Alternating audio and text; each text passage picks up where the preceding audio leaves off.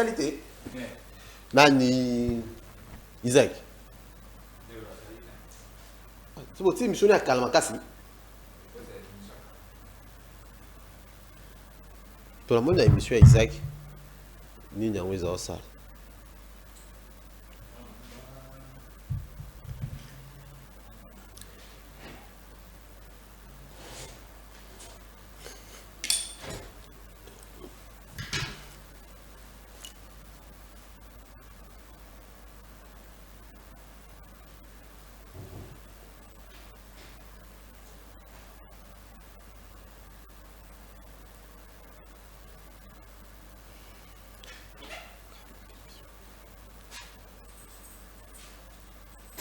Puis que Sosa Libanda au monde prophète. Hein? Maman, moi je commence l'émission. C'est quoi le problème?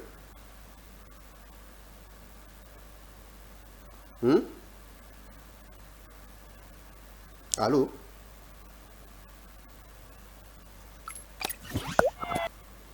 Non, après.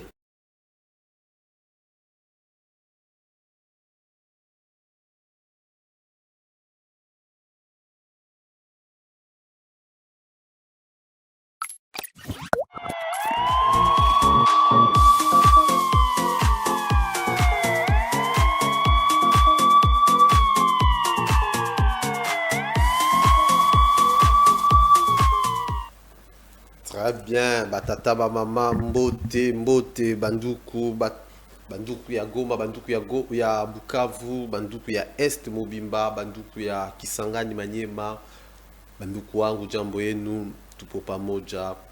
Bazala ki sincère opesa bino kimia, bazala ki sincère opesa bino esengo. Mi boaki na bango na kati na changement ya constitution misusu baki na problème ya dialogue, metika na ebisa bino ngande kona bino na lingi bino mingi. Nazoli qui a été qui me kokota ngamu na bino batatu ba mamu wetwabo ba mpangi ya bantu ba pangi ya ba Congo mbote na beno ba mpangi na munu pourquoi pas ba ibaza na Équateur ba ibaza na 24 communes ya Kinshasa mbote na bino ba ibaza na ngambu ya Brazzaville mbote na bino bandiko ya ngai Enis Mboma Dolet Mboma mbote na bino bisika boza na ngambu ya Brazzaville ba ibaza na Cameroun États-Unis na France mbote na bino nyonso nazoli qui a été tout collectionné bino ba moment malam. Très bien. Ezali rubrique Yassika ou encore stratégie moko Yassika toye na ngona kati na programme na biso Yassika na biki boza ebele liboso betando na bino pour que bolanda émission na bino bolinga ka ambulance ya basango toye na stratégie ou encore rubrique moko Yassika to koti na kati na émission chaque semaine to bando sala début à semaine ou na suka ya semaine to banda ko yambela kabino avocat moko oyo akoya pour que to solo la o Italie mibeko ya mboka na biso ba thématique to kobongisa na kati na émission na bino bolingaka pour que to solo et ben nous a toujours quelques minutes peut-être to soit 10 à 15 minutes ou 20 minutes et puis le reste to yamba o ezali ba politique ou encore ba prophète ou encore ba pasteur lokola lelo tozo bandana à maître avocat tozo solo la makambo Italie sur l'avortement. Et bien les bozolanda biso na ngonga oyo peut-être au sala yango peut-être ba salisa yo yango de to na mettre avocat to comprendre na mibeko na biso nini oyo yo mibeko elobi pour l'avortement. Est-ce que notre loi ya République démocratique du Congo ils ont autorisé l'avortement? Est-ce que ça ils ont autorisé ou encore ceux qui ont pekisa mbando nango eza nini dirait à peine nango ou le lenge nini procédure nango etambolaka ceux qui ont sali avortement risque ni moto à sali avortement zo courir liboso ya ba juge. Très bien. Ndena ipsi bino toza vraiment na deux programmes et puis na sengi na bino nyonso o boza liboso betando na bino dès que toujours si sa émission liboso ko zapete tikala toujours na chaîne na bino bolingaka to sungana car en émission na bino ambulance to yamba deuxième invité au to kolobela makambo etali na religion émission moto yamba prophète émission oyoyo ko raté tes deuxième émission benga déjà moi na tinda moi na somelo likayab benga moi na somelo ceux qui et l'oroni no roki ko lia ceux qui tension kiti pour mata ceux qui tension mati lié lo kwa na pour que kiti so tension donc dit pirogue ils en a deuxième émission ils a tellement grave qu'on manquait deuxième émission je vous dis na pesibino ils a parole donner na boyebi ceux qui na promettre donc ils a ratakati donc sauf imprévu loba invité à commenter mais nazo sûr invité à Siringa Zananzela donc prophète Glody Mbilia aza déjà Nanzela kalaming tazo côté a rekomela biso donc zélé mission deuxième émission l'année mission oyo pe toujours to bandi déjà sur l'avortement yo oyo sala avortement yo o ba saliso ango yeba mibe ko sikolelo est-ce que eza eloko oyo ya malamu to ya mabe selon mibe ko na biso de toza bongo na maître Shekina Kei maître mbote na yo pi boyebola mbote ndeko na ngai Aristote naza na esengo mingi ya koyambanga na plateau na yo lelo napesi mpe mbote bayi congolais baoyo bazolanda yo mpe balandaka yo. Je crois que na kati ya émission oyo ba réponse justement oyo ekouta epai na biso en tant que spécialiste ya droit ekoede ndeko moko oyo aza libanda azoyoka biso. Et puis pe nalingaki napesa longonya mingi ndenge au prévoir quand même parti oyo moko lobi yango keza nini ya sika façon ya kosala ya sika. Je pense que eza bien pour na ko inviter à chaque fin ya semaine ou bien début ya semaine un spécialiste ya droit pour na ko évoquer sur ba question ebele ezoleka na mboka lelo to lobela mambo ya constitution le but est ko lobela makambo ya changement ya constitution pe kaka makambo ya ezo se poser na société zebele bandako ko boka ya ndako par exemple est-ce que ça na ba conséquences nango et donc ba loyer garantie locative ça il faut combien et puis les lots je pense que to solo la mingi peut bien du sous pour na makambo oyo etali avortement. Très bien maître. Est-ce que Mibeko, notre loi, est-ce que permet vraiment l'avortement? Ou encore notre loi, la loi de la République démocratique du Congo, et l'obi nini pona makambo etali avortement? Merci beaucoup, cher Aristote, pour la question que vous me posez. En vrai, la loi, le code pénal congolais ne permet pas l'avortement. Parce que l'avortement, en réalité, c'est une infraction. Avorter, c'est un fait prévu et puni par le code pénal congolais. Et l'article 165 est clair. Sur l'article 165, il y a code pénal, livre D. Et ça code wanande et réprimaka, bah infraction. Ou bambeba, je crois que linga la paix yo yebindenge zalaka. Oui, oui. Infraction zambeba. Oui. Voilà. Et ça na code wanande to retrouvaka ba différents faits o e constituaka infraction. Et na ba différents faits wana avortement est repris comme étant infraction et c'est une infraction qui est prévue à l'article 165. 166 aussi et même 178.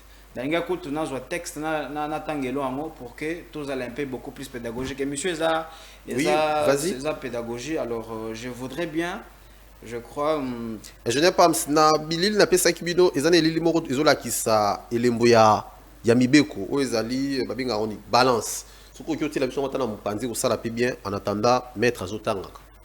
Alors l'article 165 du code pénal dit ceci: celui qui, par aliment, breuvage, médicament, violence ou par tout autre moyen aura fait avorter une femme sera puni d'une servitude pénale de 5 à 15 ans.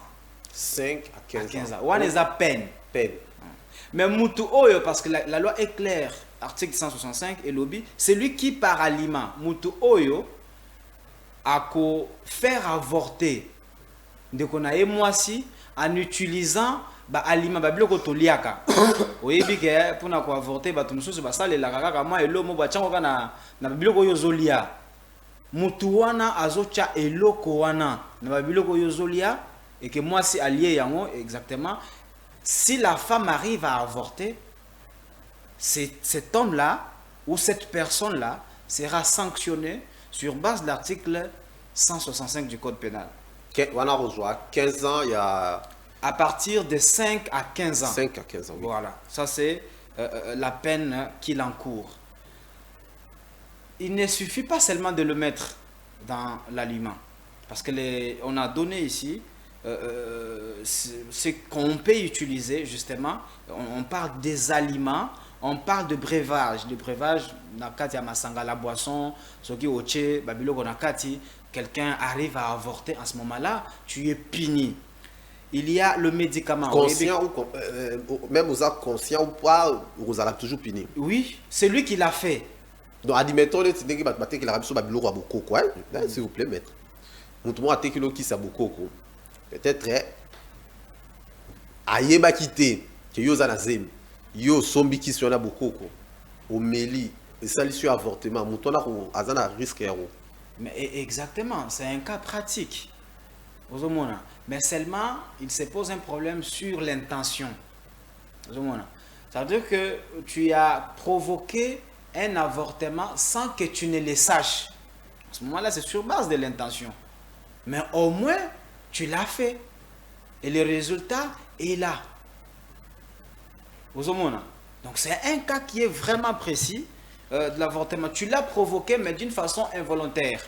Ok. Voilà. Alors, je continue pour dire que Moutouyandengue wana, dans la Babylone Guarolia, parce que la loi cite les aliments, les breuvages, nakati ya masanga boisson moko délicieux, on peut y jeter quelque chose. Et quand une femme boit en étant de grossesse, à avorter, tu seras puni. Troisièmement, c'est par la violence. Vous bien de Aristote, mabota mususu, on dirait terrain ya catch, maman na papa babundaka chaque temps. Dans une telle famille où l'homme frappe sa femme et que si la femme est en état de grossesse et que naba kuwana oye a porté sur moi si nae a avorté, en tout cas l'homme sera poursuivi sur base de l'article 165 qui cite la violence comme un critère qui puisse donner qui puisse faire avorter la femme. Donc la violence peut encore constituer un moyen qui puisse faire avorter la femme. Alors si l'homme ou la personne peut encore utiliser beaucoup d'autres moyens, on peut, comme on a dit,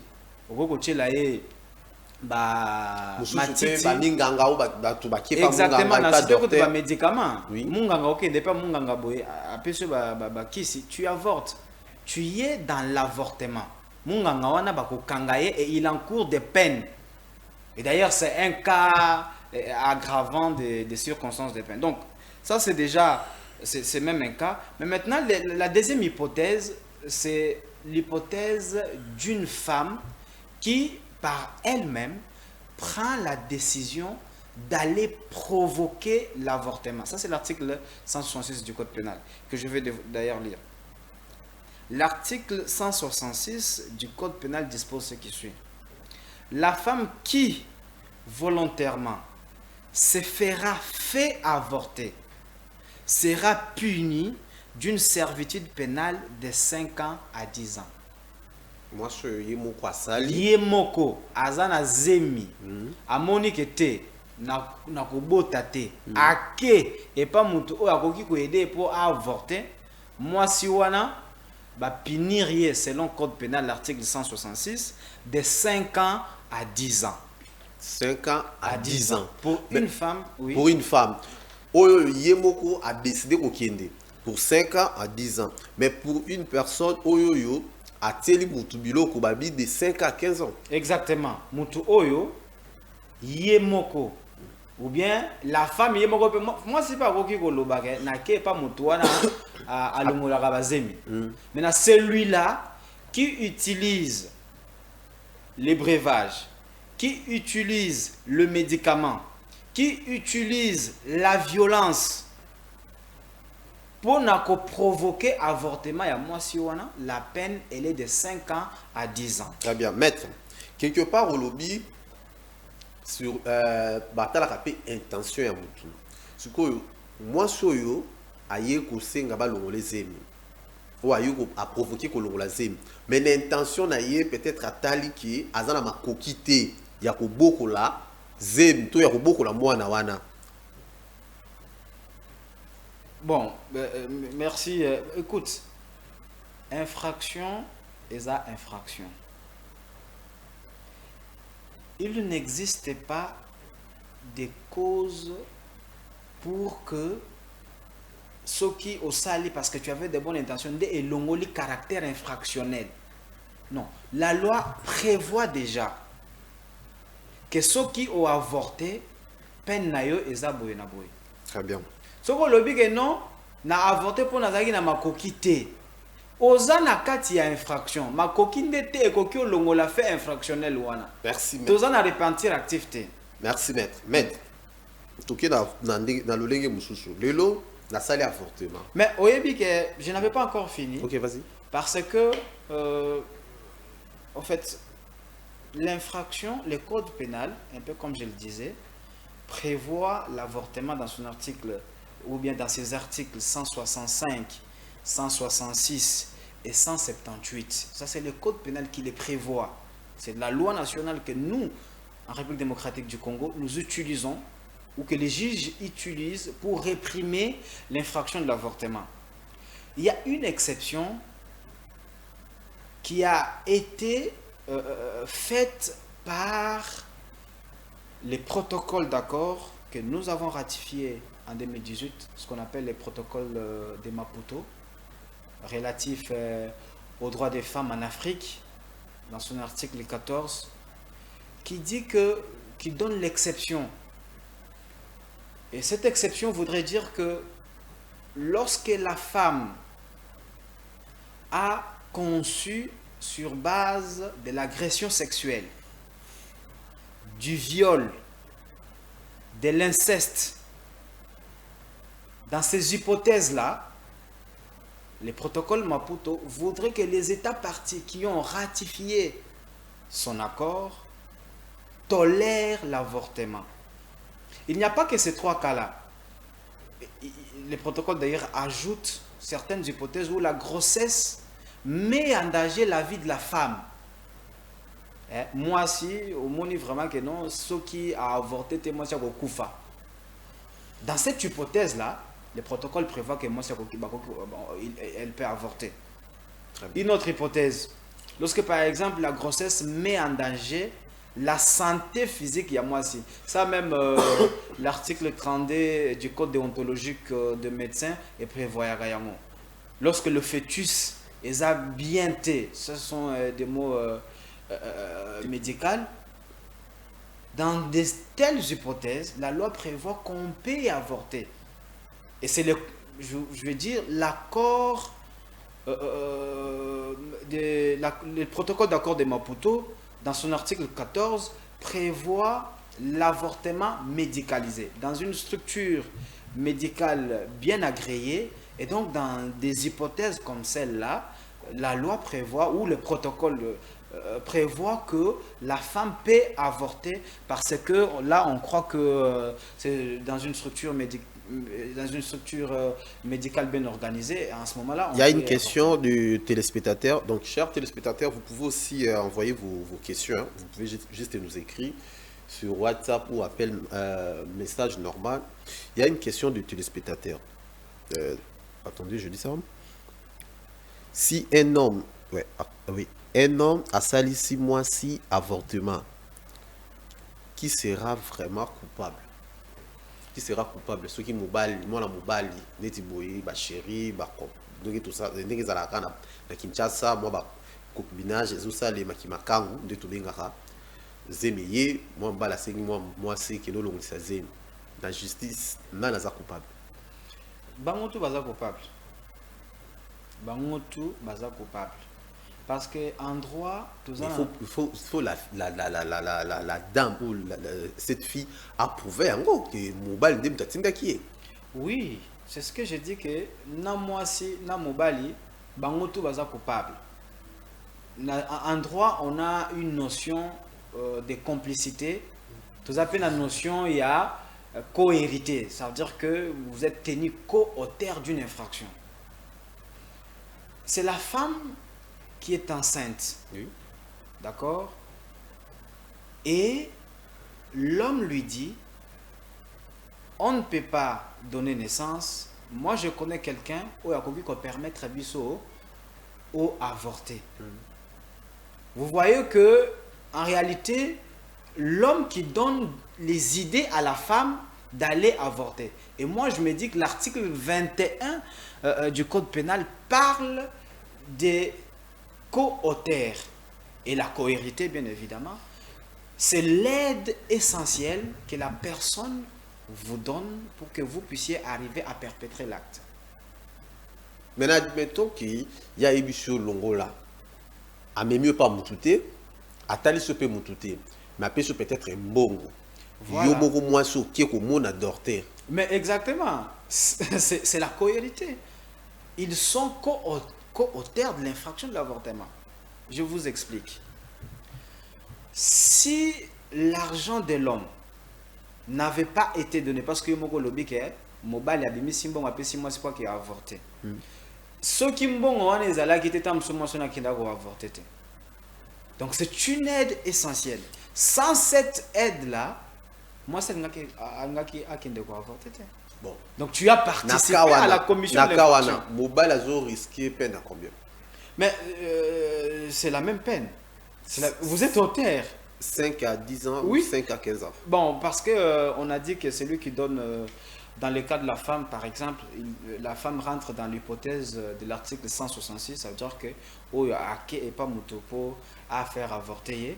Et donc, dans ces cas-là, l'article 21 résout, celui qui a donné l'aide essentielle, en tout cas, c'est la disposition de l'article 21 qui s'applique et directement, la femme va être condamnée au même titre que l'homme. Donc, en réalité, monsieur Aristote, la question de l'avortement, les loyaux, bandekonabiso, basi, bazo risqué ko avorter d'une manière clandestine. Oyebinanu, ce qui est prévu par la loi T, parce que nous sommes face à un vrai problème. Et le vrai problème, il est tel que, par manque d'information, bande konabiso basi bazo kende ko se faire avorter et puis bazo kufa pe likolo nango. Moi j'ai lu un rapport de l'OMS qui dit que 8 femmes meurent chaque jour en République démocratique du Congo sur base, il y a complications, il y a grossesse. 8 femmes. Et basi wana bazo kufa bongo parce que bayebite que à un certain degré ou à certaines conditions, bon, je te donne les cas. Au bazana est bazo agressé sexuellement ou bazo basé sur base il y a viol. Quelqu'un comme ça, l'accord de Maputo le permet pour avorter. Mais il y a modèle parce qu'il y a que ça m'est permis parce que sur base il y a violence, sur base il y a agression. A éviter que dans une telle hypothèse na koki ko avorter. Ake na place moko maman moko boye a éviter que na kwa wana mère wana asali sa avortement. Ake basalié yango et puis akufi. Omonika akufi sur base il y a manque d'information. Alors que ce qui est bagi qui était parce que na zui zemi pour na bimi na ndeko nanga parce que wana na kaya inceste. Na bimi na ndeko nanga. Vous pouvez trouver un hôpital ou une structure hospitalière bien agréée ou même structure professionnelle de la santé basali, faire avorter très bien sans problème. Donc c'est par manque d'information, c'est par manque il y a formation qui est batumsu ba éviter que bazo kenda ko avorter puis bazo kouf alors que c'est dans certaines hypothèses un peu comme je l'ai évoqué sur et puis vous pouvez avorter sans problème. Maintenant, maître, par rapport à la question mon téléspectateur mon pas comme la biso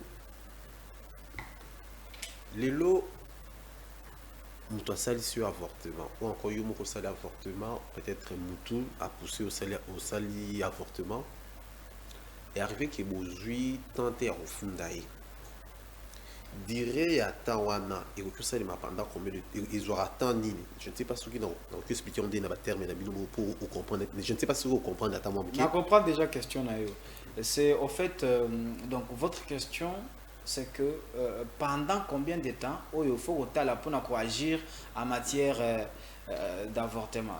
En fait, on parle en droit, on parle de la prescription. La prescription. Voilà. Ok.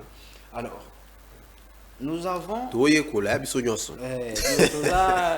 droit ils vaste de konanga même Ok. biso ndenge toza boye chaque jour tout temps ka toye kolaka.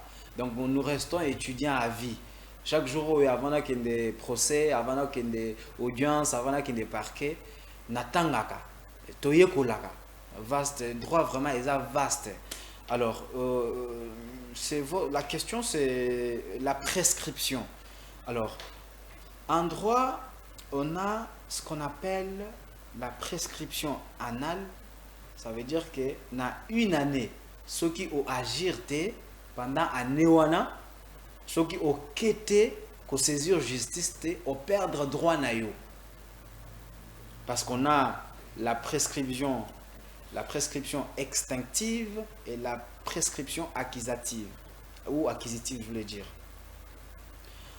Donc, dans un laps de temps, ceux qui ont agir, ont perdre droit na yowana. Et il y a des infractions qui prescrivent, excusez-moi pour le terme, au cours d'une année, ceux qui ont agir, Maintenant, ont perdre droit na yowana. avortement. C'est ce que je viens. Il y a des infractions, oyo, ils ont prescrire dans 3 ans. On parle de la prescription triennale. Il y a des infractions qui prescrivent à 10 ans. Infractions décennales. Alors, ces infractions-là, bah, classe sur base, il y a bah, année à peine. Alors, bah, infraction, de 1 an jusqu'à 5, nous sommes dans la prescription triennale. Donc, au cours de 3 ans, ce qu'on va agir, eh bien, cette donc, on a une infraction-là, infraction nini. Oui, que ce soit 3 ans, une infraction que ce soit une année. une année, par exemple, la grivellerie. La grivellerie, c'est le fait à au quai, dans un restaurant, au lieu, au footité. Oh. Bah, non, on va ça. Bon, ce gars qui n'a pas Oh, mais quand on a un bisayot. Donc, ok, puis on va non, bazali. ok, au lieu d'un Ok, restaurant. dans un restaurant, au lieu, Au foot. après au kimi. Et la grivellerie, le fait d'avoir consommé un bien dans un restaurant et n'avoir pas payé. Une infraction. Il fallait au foot, au footité. Non, que me la justice. Bon, généralement, on parle de la consommation, la bouffe. Je crois que ça, c'est une hypothèse, peut-être on peut étudier dans une coupe. Mais on parle de la consommation, la grivellerie. Et pour des infractions comme ça, au bout d'une année, vous n'agissez pas, eh bien, bon, ben, vous avez perdu votre droit.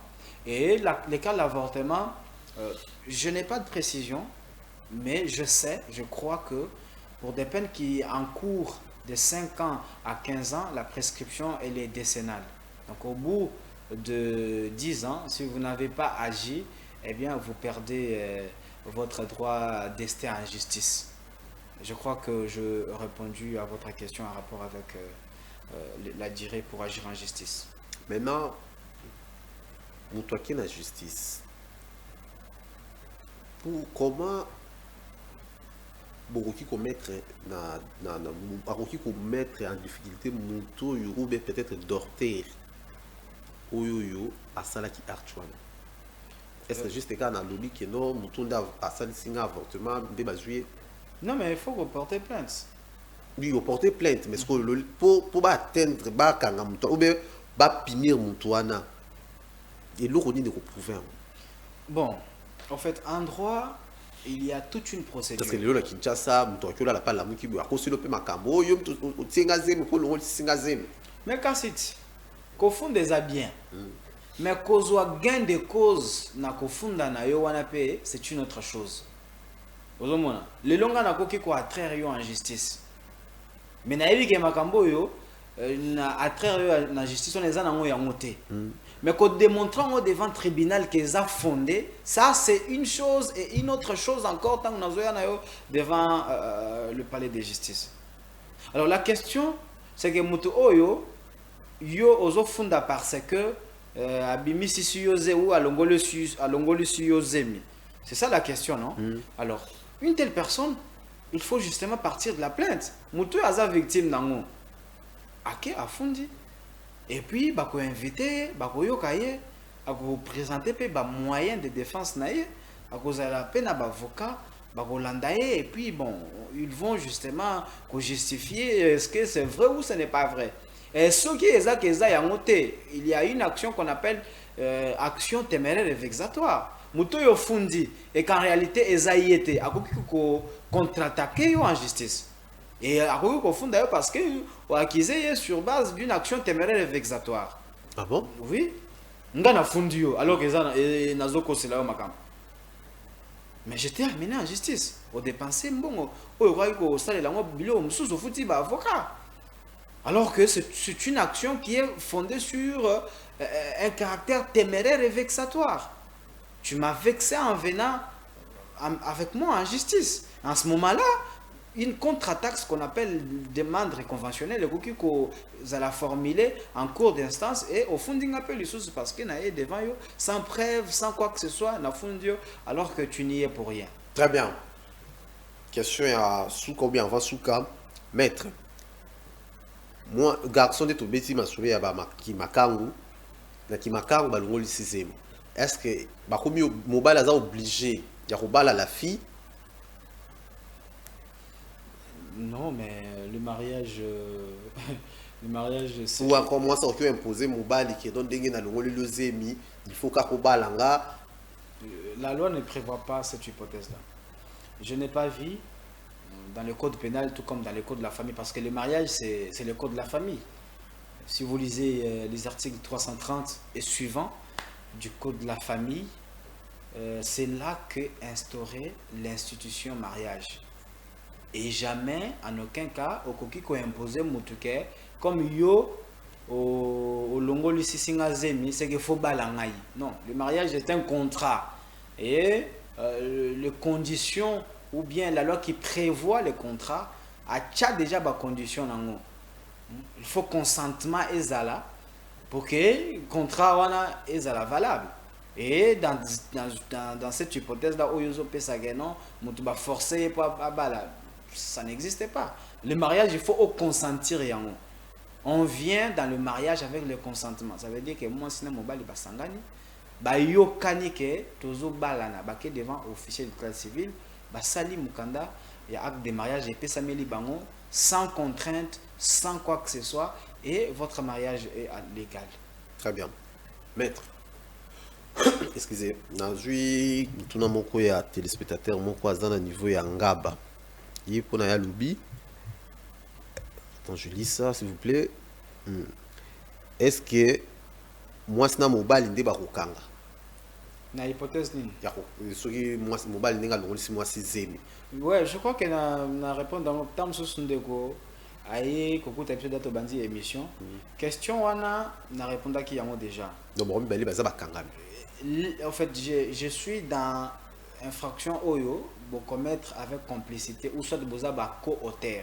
Donc na munganga na mwasi na mobali bino tout bokei. Moi si azana zemi ka eza pratique. Moi si azana zemi. Mais azana makokite, azana posa, elle veut akende pas munganga ou bien ezaka minganga te balongolaka. Batu mususu bakoma matiti moko boye donc mutu moko boye kaka professionnel ouais. Donc OK et pas naie OK ozuna ça veut dire que ozana zemi moi c'est ozana zemi ake pas jonae pas pesa ke zemi wana ayebisi ngaza mbongo te il faut que pesa mbongo po bakende balongola nga zemi. L'homme en donnant l'argent il devient co-auteur parce que sans cet argent wana sans mbongo wana la femme n'aurait pas kokende et pas maman wana ya quartier à longola zemi.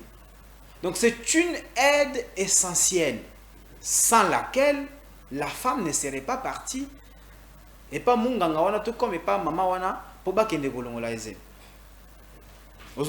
La femme qui consent elle est punie sur base de l'article 166 parce que elle a provoqué volontairement action voilà.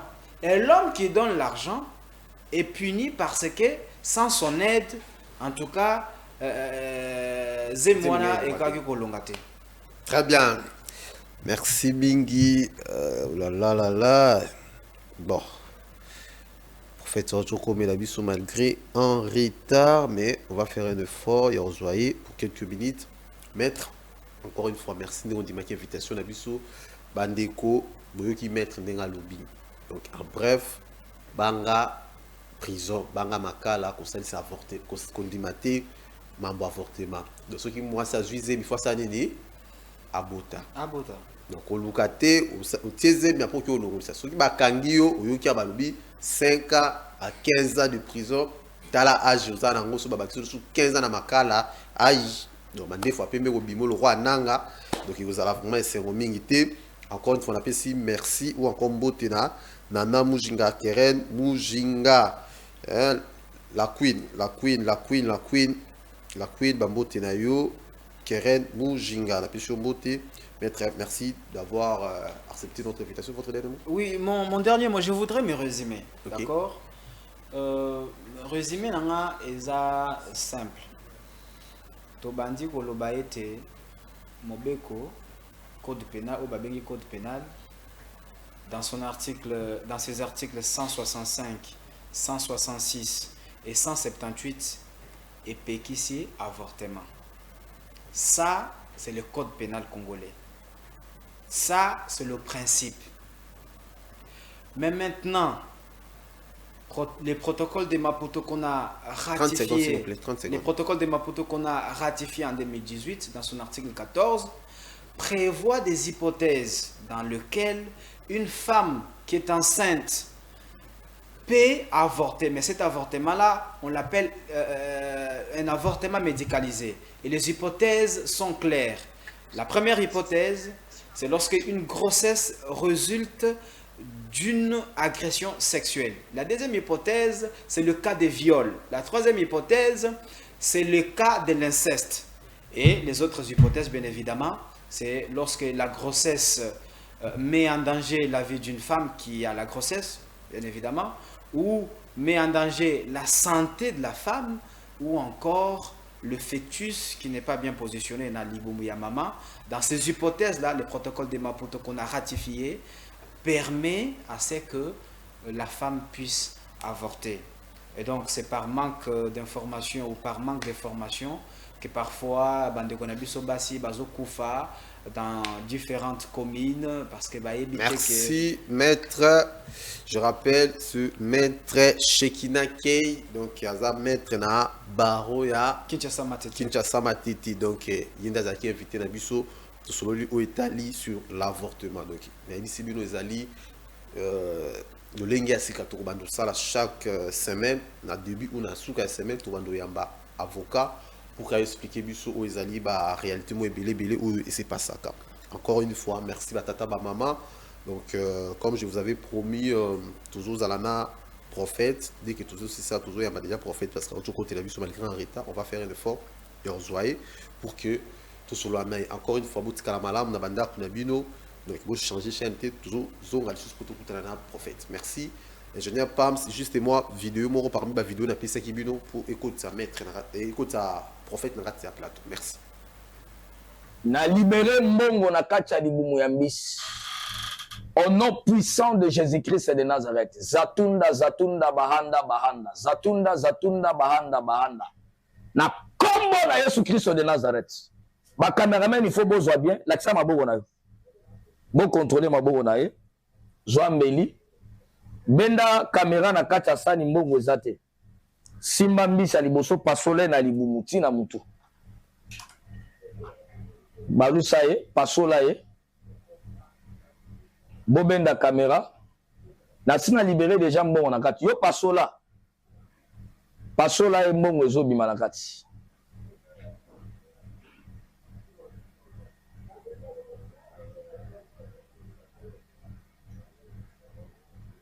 Pasola ye.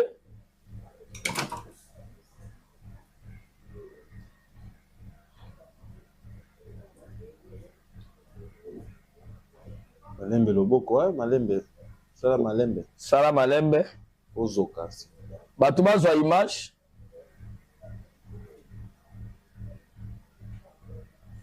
bozwa image nazomettre bapasteur nyonso banimanga te na défi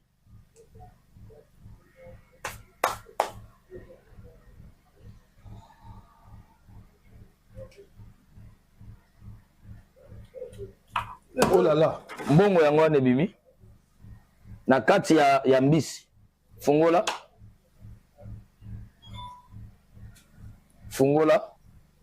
c'est $100 lakisa balusa mbisi place mbongo ebimeli mbisi yango wana mbongo ebimi na kati nayebisaki yo nga naza plus ke banganga ondimanga te je suis plus que les magiciens mokondimanga ti wapi na mbongo oyo Pasteur. cameraman na yo akei ndenge bazosomba mbisi okoki mpe kosalela yango olia yango mpe ebimi na mbisi yango wana mbongo ebimi na Très bien. Merci Mingi, Nebisaki Bino, Dipuron, autorisé les lots. Donc, comme je vous avais annoncé déjà, l'émission El Bosso, nous avons un prophète Glodimbilia. Les lots, Nebisaki Bino, c'est déjà ceux qui peuvent retirer Mongwa, ceux qui peuvent retirer les Kaya Bosso, encore une fois, Batata Maman, Bote Nabilo Bisika Biso aujourd'hui, occasion Rolanda, émission Nabilo Bolinga Ramingi, ambulance ya Bassa. Prophète Glody Mbote na République. Mbote papa Aristote Mboma. C'est nous aura toujours on a na plateau parce que nous aura toujours suivi tellement suivi à chaque fois tant que nous aura na na plateau. Bon, le mot est émission d'habitude on aura toujours une actualité et puis tout continue la thématique.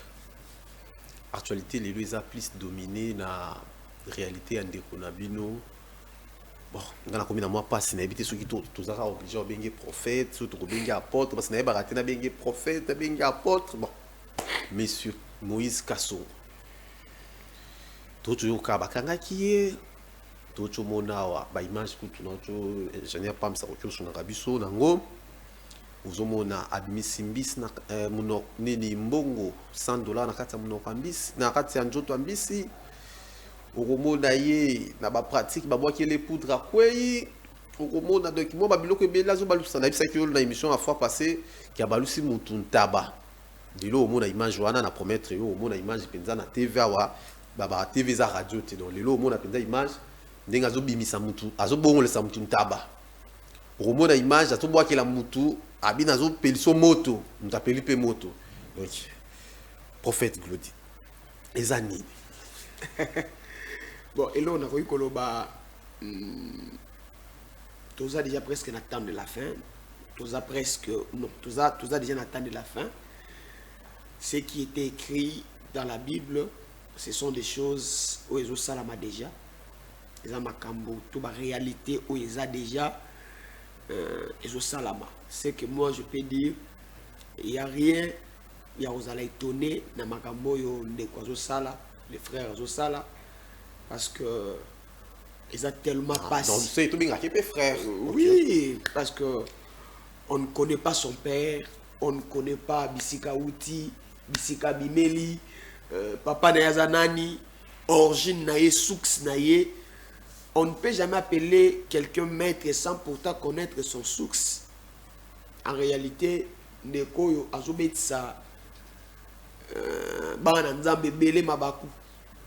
Plus pasala nzambe belé ou azobeta mabaku pasala nzambe ba obeta mabaku te poso bando obeta mabaku bongo bando loba peti ndeko tamso ngaka tika oyebi ke to kana émission na ngaya wa na lobela mingi makambu ya ndeko Ezekiel ou mususu Ezekiel makambu ya bapandi lelo atiki na moni susu miloko les sosele maté bino bozo loba te yango Moïse Kassonga zo continuer ba biloko na ye lokola toza TV za radio te tozo loba ndenge tozo loba wana j'espère ndeko azo yo kata message est comme elaye par rapport à comprendre makambo yo plus ezo salama boyebi makambo belende ko d'abord la première des choses il doit se repentir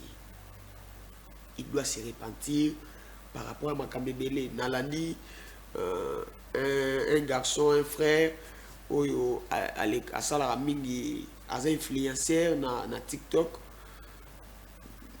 le frère Michel, je ne sais pas, bien appelé ce qui Dadi Michel.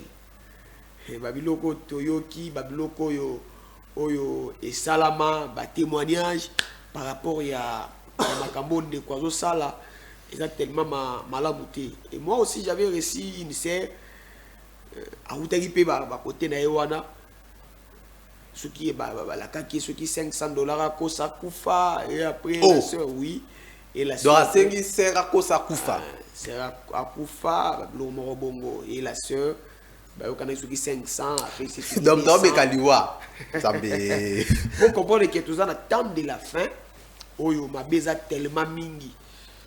Il y a un moment quelque part, Bible, le mystère de l'apostasie agit déjà pour nous comprendre que tant aux alliés, il faut pas en faire là. Tout ça, je n'ai pas similé toujours Nassima Nabiso. Tout ça tellement na makambu ya mabe ou ezo salama. C'est ça que moi je peux dire qu'il doit se repentir. Le frère doit se repentir parce que Makambo Ezo Salama.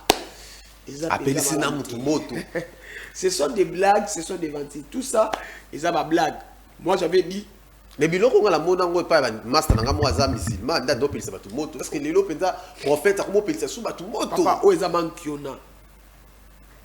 Oh, Zolobana na c'est où a sur information que non ba sengi akufa parce que ndinga meka beta no solo ngona bien na ndeko asengi ba yokani fo akufa po tango osekuisa ye bandimi ba ya ibele buso akufa ki solo. C'est ça aussi sa méthode.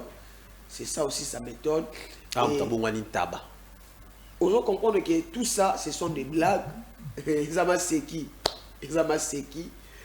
Autant tozali exactement mabe nyonso za maseki eza penza ba blague et puis ntabango pe ya kokomela tabango pe ya kokomela. Ah bon, je ne sais pas. Donc azo sombaka batu na mwa mbongo apesio 500 tout ça oui, tout ça ce sont des marques qui ont 200 500 et moi je vous dis bande konos ba osala yango. Même Yopé, tu dois aussi te repentir. Parce que nous avons on ne gagne pas de bandimi par rapport à Mankiona. Jésus, les publicités. Pour que dans l'église, il faut installer le kobo. Tout ça, c'est Mankiona. Moi, je connais un prophète à Matadi. Le prophète, il est ici à Kinshasa. Le prophète, le prophète Biro. J'ai vu des choses que les frères ou les prophètes avaient fait. Vous appelez ça malabouté. Et Betty Saba Nanza, mais imaginez-vous, dans ces temps-là, j'étais encore frère. J'ai œuvré dans l'église. Et de Kwazoa, l'Ika, sous place, on a eu c'était en 2010. 2019. Frère Azoa, ceux qui les prophètes Azoa, l'Ika, sous. Abouaki na se akiti ya sere moko or ezalaki makambo ya cameraman ayaki avant ba yebi kaza frère ba yebi te kaza rapproché na ye ya prophète ba komi ko sambela nzoka nde mutu au prophète a télémisi wana déjà compensera maki déjà na cameraman na ye azwaki makaso abouaki yango na se ya kiti. Et tant que je suis en lobby, Nzamba otalisa ngai na se ya kiti na yo babeta ki masasi. Et puis masasi en otala na se ya kiti zadi la sœur Atali amoni makasu. Siko atanga na yo to banga. Siko nga na tali kiti eza ya rotoboka te. Atali likaso nga bimeli wapi et melipe na parti nini. Et ça m'a étonné. Et jusqu'à ce que le prophète a tout ça, ça là, on peut ça va en mbong. Et mbong, kota mukoloana, je vous dis, papa, il y a rosaganate. Gala ibaka prophète, moi, zakana lemba GD, na terrain GD wana. Na ebisio père wana bimisa babilo kumoko, na ebisio bambeko bayebi prophète na terrain GD, prophète Eli. Non na yezo ki manga mais prénom na Isaac Eli. Yazo bimisana banyoka. Tout ça ce sont des banques qui ont papa. Tout ça est un manque qui ont. Sikoyo na la Bible ou encore selon déontologie na bino ou bien Bible ils ont pc tout nini pour na bato mdelo. Bon, tout ça bah vous allez moni tout m'est permis n'ingé Bible lobby mais tout n'est pas utile. D'abord il aura liboso bazo bien ça rabat tout souvent. Il y a le ciel à gagner, il y a l'affaire à éviter. Quelque part, la Bible dit, qu'est-ce que sert d'un homme de garder tout le monde, mais s'il perd son âme? On voit ça la bongo pour que Bananza baya. Mais quels sont les bénéfices? Sur temps il y a ça la kango. Et tout le monde a liwa parce qu'il est en train de pécher. Bible zolo baboye. Motonio so azoko sanamu aoko c'est la molimo santu makamu qui sera na thème. Finga kombo a Yesu. Mais na likabo etali molimo santu parce que tout ça ce sont soye ko salama il faut ezali comment dirais-je ezali ba fruit ya Saint-Esprit ne ekoyi ko sala ba makambo nyoso mais ozoko sa que nzamba lobelinga mais nzamba lobité osala ba miracle moko fabriqué ba miracle moko fondé na nzela ya molimo santu. Est-ce que dans ce bâtiment biblique il y a zanango ils autorisé à retourner le bakeno yesu pas bisaka mbongo na kati mbisi non na mona place non na mona na la presque ba makamna mingi mutu ayebi atini na prédication moko ya Moïse Kassou ata moko il ne prêche pas ba vantika ba osala papa oyebi na basadi na nzambe ya Kinshasa oyo soto lobi bato bateya ka bosu ya pesi neti verset biblique non yesuamisaka mbongo na mbisi na mbisi yango yepa yobi misale lo mbongo na mbisi neti vidéo mo na modi wana je n'ai pas msaza nango totika peut-être ala kisabandiko bazolanda biso tozoloba makambo s'il vous plaît chers téléspectateurs tozana te contre ye personnellement parce que tozana problème na été mais toza contre la pratique oiseau sala. Vous voyez donc la pratique oiseau sala ils a vraiment quitté côté. Ils ont quitté côté et je n'ai pas me sur la bino botala moi quelques biloko naye oyo tomeki ko zoa bon mon na ba pratique wana donc on dit que la bino moi quelques minutes et je n'ai pas otali sana no bandeko ils ana moko wana zolo ba a komisi mbongo a misi mbongo na kati ya mnoko ambisi na kati ya mbisi bazu ba boaki les mêmes poudre et pas ya mutoyer na kati ya bureau na boaki les poudre on a vu ça que l'autre fois d'émission les lots na vu ça que on a roulakiso ango et puis na joué ango. Donc TV za radio te do romo na ba image wana ndenge ye prophète a simbi micro maman moko pas simbi micro donc miracle les autres ça les m'a préparé déjà mutu na ta simbi micro naï et puis azo bongo lisa mutu a comme une tabac na kati d'église na bisa ki ango okomona on peut sous les lots et puis ndenge a boakeli mutu moto mutu penda comme appeli moto donc je dis pas à vous l'antenne donc talisa bandeko pour que to zonga sima. C'est là l'accès spectacle que ngana masana été. Ça tu na botumba yo ngana prophète Ali sekité. Loba vérité. Ngana loba na kotumba yo. Papa nandimi. Na loba na kotumba yo. Nandimi. Ondimi Nandimi. na kotumba yo. Loba. Nandimi. Mwana mwaso bimaka na ete. Nabimaka na ye. Yo bimaka na ete. Nabimaka na ye papa. Ozaki bongo pesa ki Nazwaki papa. Siko wanga na kipo na nini? Nabangaki papa. Wanga na kipo na bangaki limbi. S'il vous plaît. Kipo na kwa kisombo kafa ngai kafa ko binga ngai. S'il vous plaît. Bobi malibanda. Maman fo limbi sangai. Osengi siko pardon. Bimali banda. Bobi malibanda. Apote nini boy? S'il vous plaît. Bobi malibanda. Bokata na kozongi na bokata. S'il vous plaît.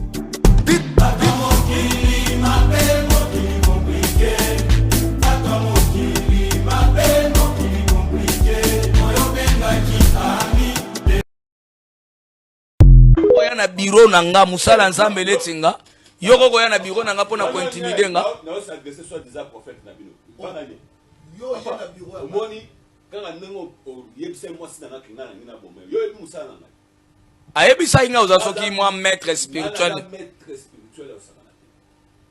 so ki maître mais ce que maître mbembe na okeno wapi moi sina mo zene au 25 église na pona ayaki na pese message que yo zolinga ko sacrifier ye tabia yo zo ya nabi yo kan non zala na politesse qui mettre na ngana benga ki mosino wa ngana benga une église yo lingo sacrifier moi na batu oli musanani ngai yo banga te ngana plus que banganga tuna sango wane za bango misiko ngana plus que banganga ngana plus que banganga kimbembe na yo awate Papa, s'il vous plaît. Papa, oye.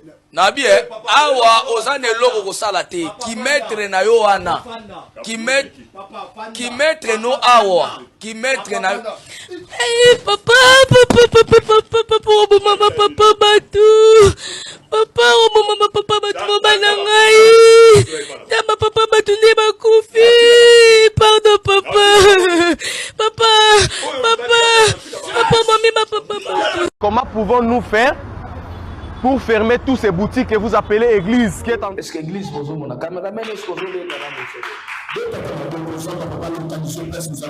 et ça c'est grave. C'est très grave. Israël Kangela Ngaya. Kangaye.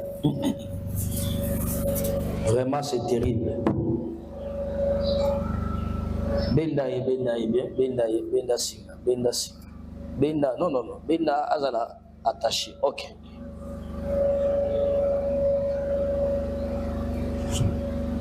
Maman, beaucoup ça là. Est-ce que vous allez reconnaître qu'on a bien un salaire qui va? Ah? Oui, papa. Est-ce que vous allez reconnaître qu'on a bien un salaire qui va? Oui, papa. Est-ce que vous allez dire l'église bonne aussi au tambour? Papa, ton tambour d'église est belé. Solution, je vais m'y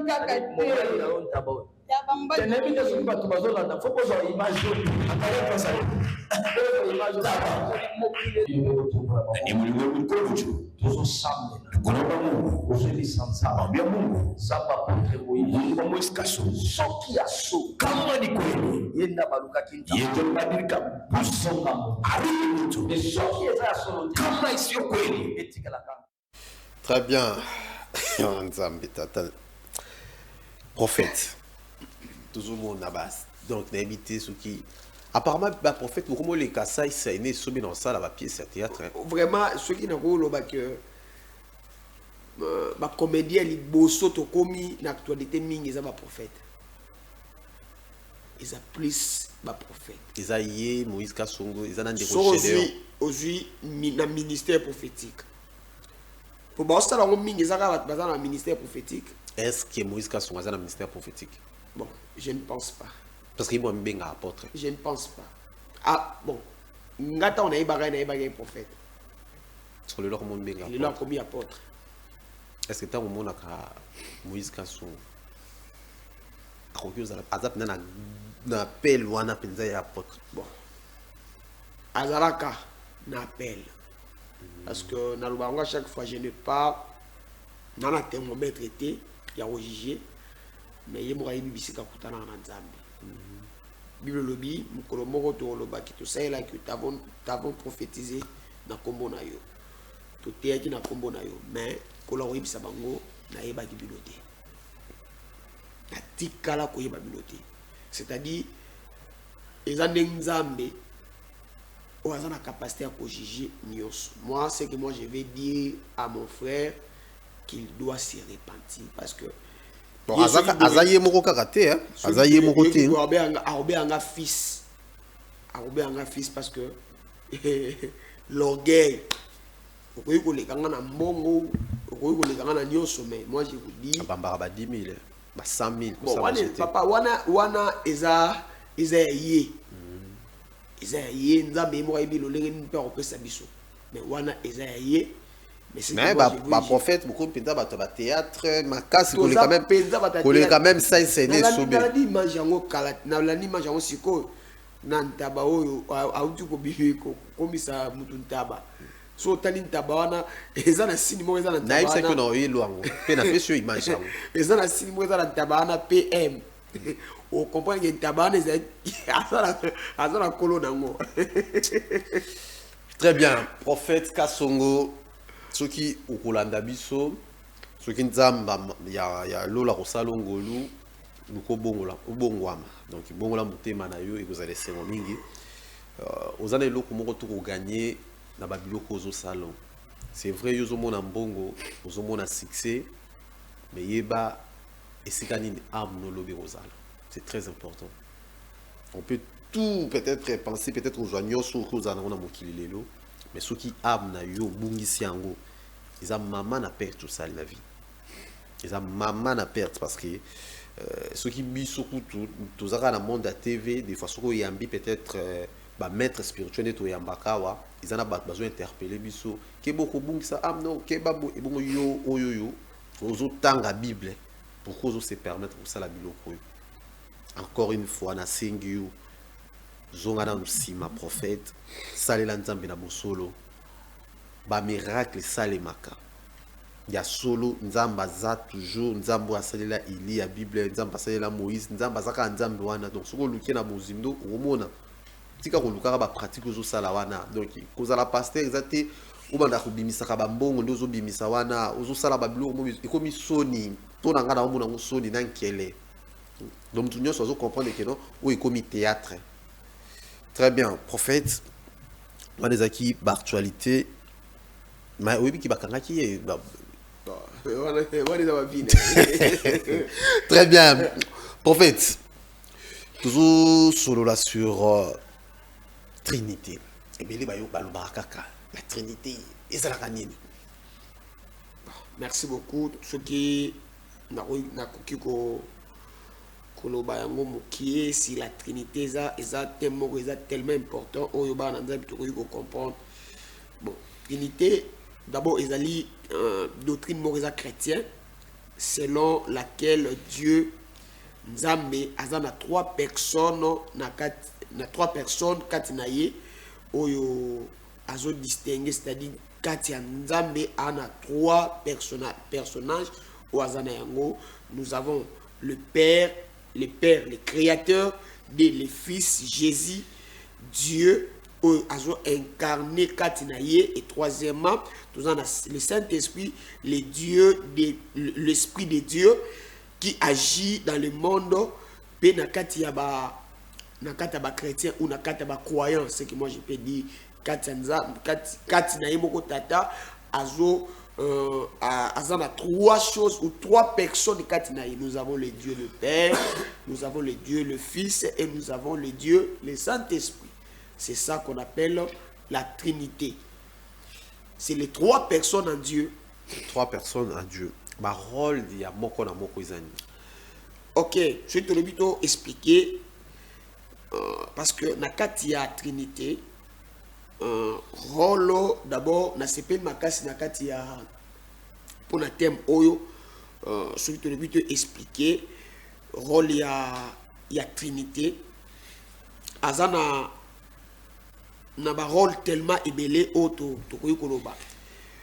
La source et le plan, le Père présente comme celui qui envoie, c'est-à-dire tata yende a se présentaka pour na ko tinda et pour na ko diriger pe musala na ye.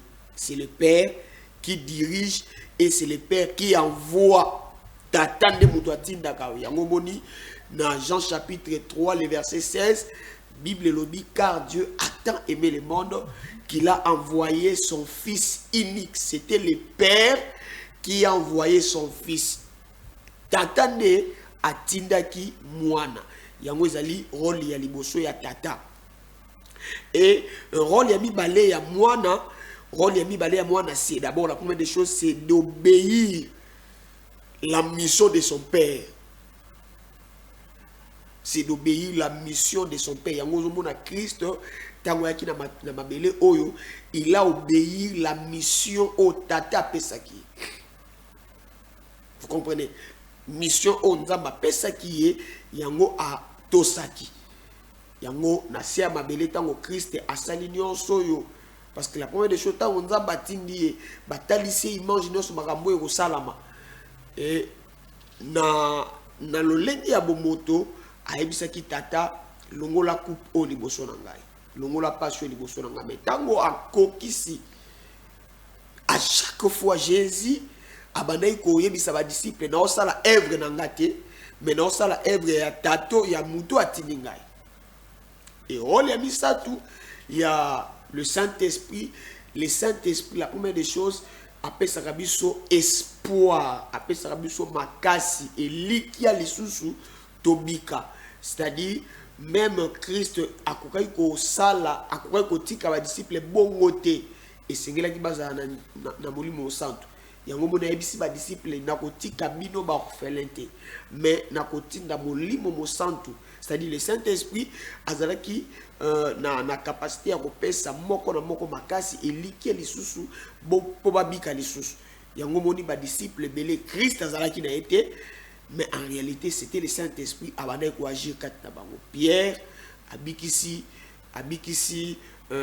mokaka tanazaki na porte à belle presque ba disciple belé basalaki ba miracle parce que Christ n'était pas avec eux mais en réalité sans le Saint-Esprit nous ne pouvons rien faire dans cette terre des hommes mais là où il y a l'Esprit de Dieu il y a la liberté. Le Saint-Esprit donne d'abord la liberté, le Saint-Esprit nous dirige, le Saint-Esprit nous donne encore l'espoir. C'est un peu ça. Est-ce que nakati ya mutu akoki kozala maba na 3 personnages wana nakati na ye? Bon, nakati ya mutu akoki kozala na Père, Fils, Saint-Esprit? Non. Nakati na mutu, nakati na mutu, la première des choses, mutu akoki kozala na 3 personnages te kati na ye. Parce que c'est le Père qui englobe tout. C'est lui qui a le Père, il a aussi le Fils. C'est lui qui a le Fils, il a aussi le Père. C'est-à-dire, il a aussi le Saint-Esprit. C'est le Saint-Esprit. C'est-à-dire, Katia Moutou, il a oui, il peut avoir les trois personnages, mais en réalité, les 3 personnages, bakosa la lolenge moko. Baza divisé te que dans un moment où il était dans sala boye Saint-Esprit ndem ta sali na minute yo fils nda sali na minute yo père. Non, c'est-à-dire baza Katia Moutou mais baza divisé te. Bango nos ba sala eloko moko. C'est-à-dire Katia Moutou, il peut avoir le Père, il peut avoir le Fils, il peut avoir le Saint-Esprit. Katinaye, mais en réalité, il faut agir dans le lenge onzambe moka saini alini et salama.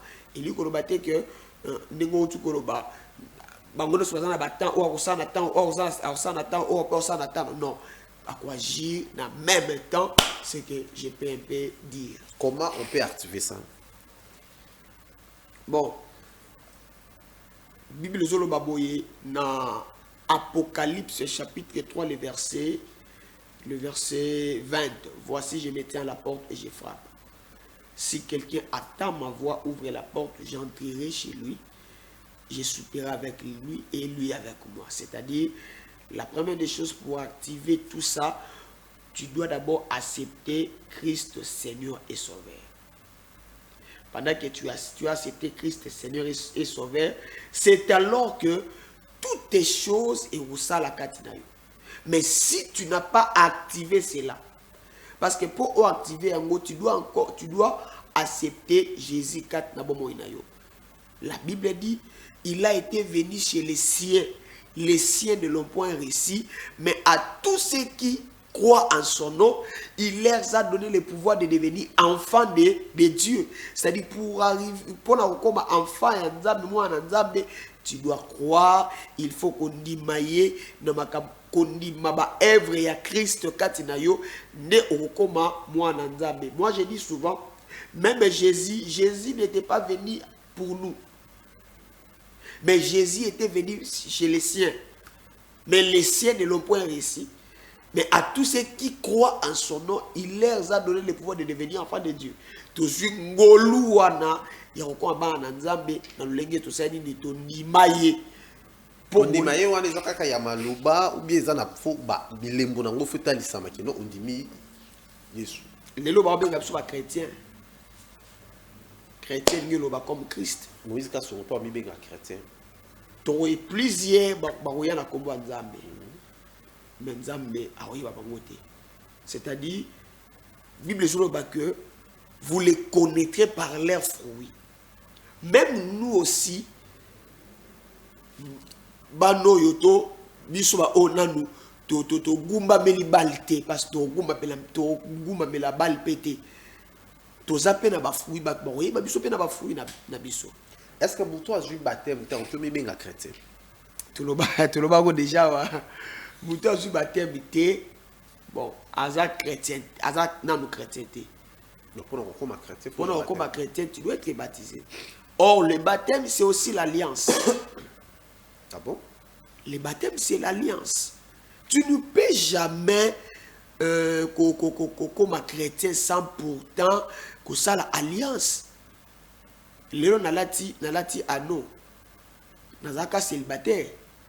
Mais pour que que naza engagé na moi sinanga la prophétesse Stéphanie Samba. Ibange zanga raté nzambe na ngai nzambe sunga nzambe sunga la queen Keren ozoyoka pour yeba que en réalité le prophète a na mwasi boye il faut na sana pesa d'autres il faut que une église ba pambola biso il faut to na signe ya alliance. Les signes d'alliance c'est ça. Les signes d'alliance aussi c'est les baptêmes.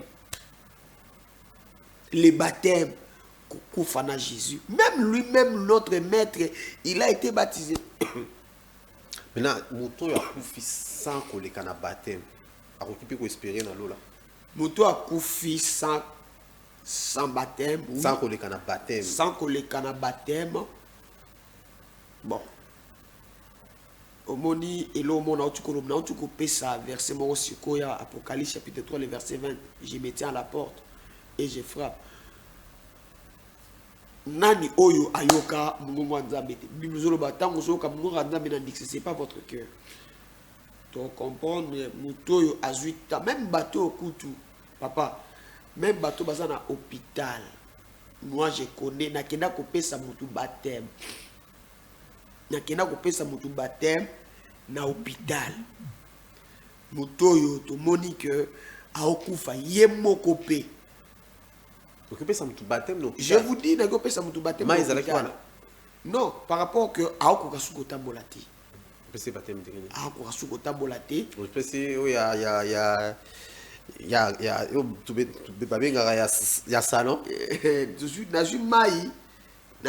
parce que la personne je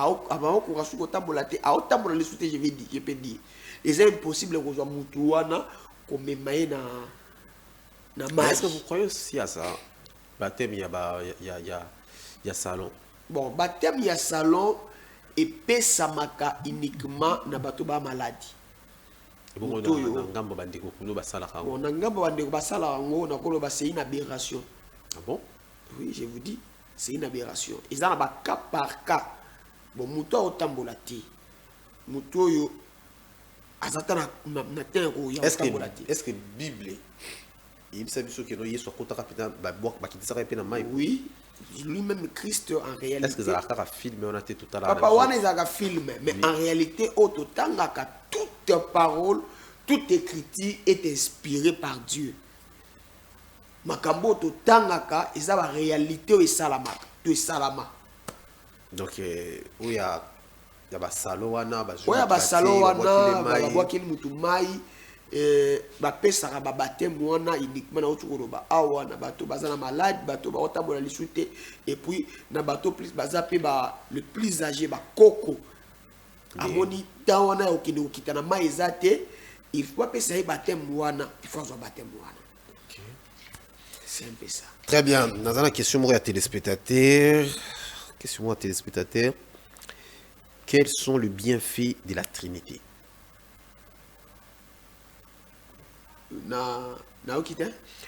Selon téléspectateurs, quels sont les bienfaits de la Trinité? Okay. quel est le pouvoir de la Trinité? Est-ce que la Trinité peut avoir un pouvoir en haut? Bon, le frère d'abord, M. Nabi, ce qui sert à me formuler cette question bien, quels sont le bienfait. Il y a Trinité. Donc, bon, en quelque sorte, Bola, Mounango, en retour, ce que la Trinité. Celui qui a le Père a aussi le Fils. Celui qui a le Fils a aussi le Saint-Esprit. Bola Mounango. Bon, Bola Moualiboso. Yauzana Père. Yarundima, Kokoma, moi, Nzambe. Et l'on Liboso n'a pas koloba boye pour battre téléspectateurs va comprendre bien. Ce qui Christ a quitté, tout le monde a sauvé.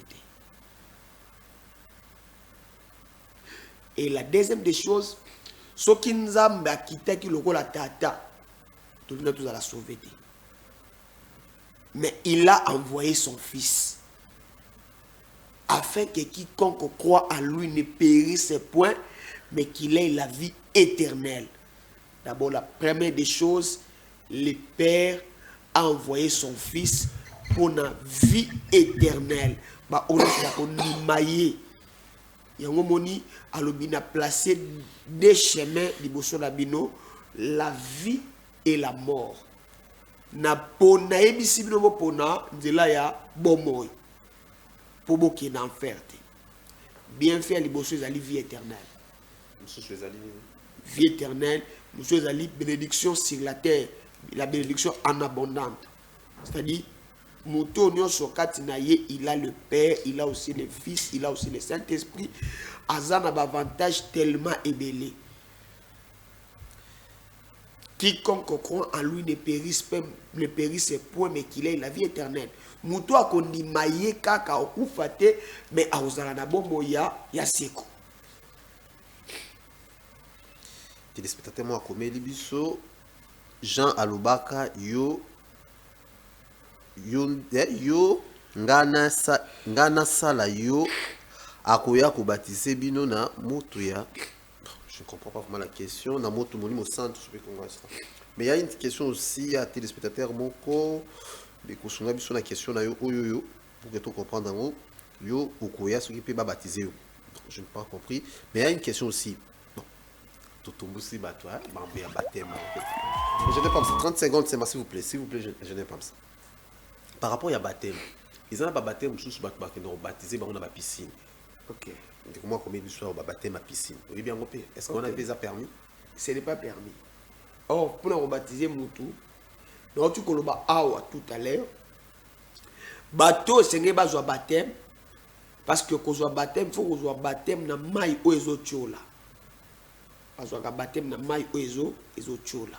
Parce que le baptême c'est l'émergence. L'émergence en réalité c'est qu'on kufa na kolope ko sie kwa nai. Na hote koloba awa mingi na bande ko pesa ba baptême ndingo utuko ya salon pour trouver ba problème ba baptême ya salon et pesa maka plus na bato baza les plus âgés bato ba koli pe bato bazo bela moni mutu aza la capacité ko tambola te mais baptême ya piscine mai wana ezochola te ba ya rande ko longola mai mais mai wana echola te. Ce n'est pas aussi permis. Très bien. Je comprends la question en déco. Ngana baptisé na mai oyo akoya akobaptiser bino na moto ya molimo centre. OK. Vous comprenez? OK. Bon, c'est le défaut et je n'ai pas s'il vous plaît. En réalité, tant que olobake o akoya akobaptiser bino na moto. Tant que toujours ba moto et ni ko lobate que ba rozo ba rotia na kati ya moto. L'effet en réalité c'est le brisement. OK. C'est le brisement. Tu ne peux jamais servir Jésus sans pourtant être brisé. Baeba kyo momeli masanga, komela asu masanga te. Baeba kyo ndumba ozasu ndumba te. C'est-à-dire tu as changé le comportement na makambo presque ebele. C'est ça Otobenga baptême du feu. Or, à tout chrétien, il doit avoir 3 baptêmes, le baptême d'eau, le baptême du Saint-Esprit et le baptême du feu. En réalité, c'est aussi le brisement. Tu dois être brisé. Très bien. Merci Mingi, prophète Glody Mbilia. Ezake Sengo Mingi Rosalana Bido na plateau. Bande Kunangai. Na rappelé les sous cher monsieur, le DG Yasnel, toujours qu'on a un message à battre. Nous avons un message en quartier 3. Quartier 3, problème il y a courant. Monsieur le DG, Bobo Gissa, courant, Bopissa, Congolais, Quinois, courant, s'il vous plaît. S'il vous plaît. Lundi, peut-être, dans le Bélamon, je sais pas ce que tu as écrit. Donc, il y a un message à quartier 3, courant, il y a un problème. Makala, il a toujours, problème en courant. Dans lundi, il y a un snell, il y a un snell, il y a un problème, ils ont dérangé, appareil belé zo salaté. OK, mais kalaming était la maison aussi là torota la bino suko qui raison aux ala susu nini. Encore une fois batata ba mama butika la malamu na banda kuna bino. Vous avez un dernier mot? Juste un mot. OK, vas-y. OK, na pesi mbote mingi na bato bato landa biso nzamba pambola bino, nzamba pambola madame Nanga, la prophétesse Stéphanie, mon église l'apôtre Jacques Nongala, nzamba pambola prophète ka kubwaka madame, prophète ka kubwaka madame, nzamba pambola la queen Keren, ozoyo kama banga ya madame Irène Sambu, maman Lorette. Que le Seigneur Dieu vous bénisse, que le Seigneur apambola toute l'église Siloé du Christ. Très bien, batata ba mama butika malamu na banda kuna bino, bon week-end ya na bino nyonso to kutani bongo mokolo ya lundi.